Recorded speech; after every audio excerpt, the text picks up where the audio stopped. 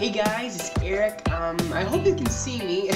I've been playing around with the lighting for the past, 10 minutes or so.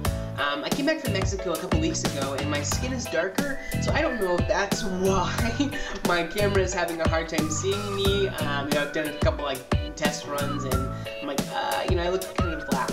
I don't know if you can make out my face. But if not, hopefully you can hear my voice. This shit really counts. So I just want to talk to you guys today about a topic that has greatly affected my life from the very beginning, and that is interracial adoption, or as is commonly used term today, transracial adoption, whatever term you want to use. So I was a foster child, basically from birth, and then I was adopted as an infant.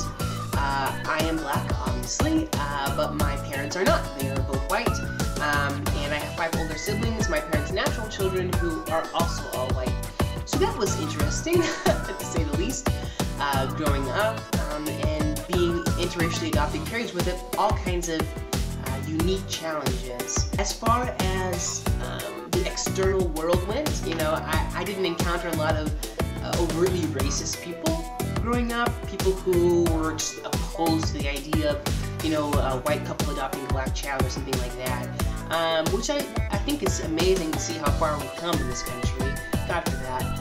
But, there were not a lot of people who were around us, outside of our family, who, were nasty.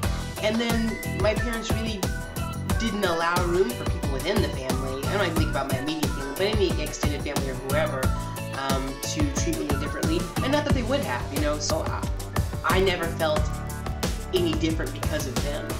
And you can kind of see I'm hedging that a little bit because while I never felt different because of them, it didn't equal me not feeling different. So the approach that my parents took, not necessarily explicitly, but the approach that they took as far as dealing with the fact that they had a black child was we don't see color, we don't see race.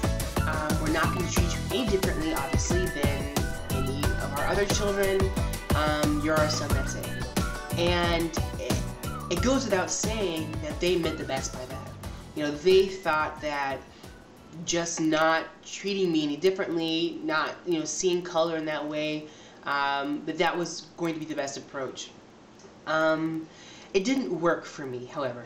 It just didn't.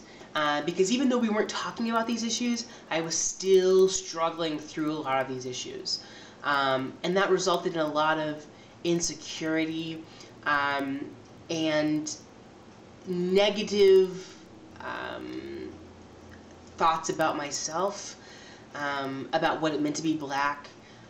For me, to be black meant to be different, so all of those cultural things that you might think of when you think of black Americans, when I thought of those things, I ran from them. I ran from them as far as I could because it made me feel insecure about who I was as a member of my family.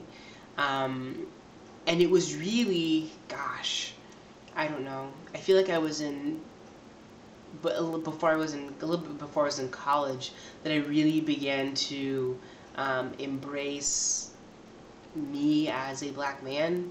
For example, even as a kid, I couldn't even say the word black in reference to race. Not even just not wanting people to call me black. I couldn't use that word in reference to others, to myself. That's about how, how bad it was. I just avoided it completely.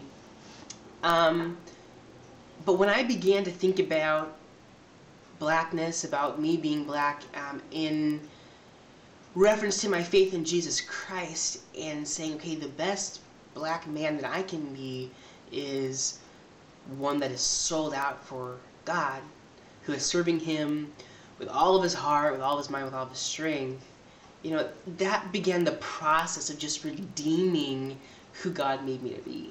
And it was a difficult process.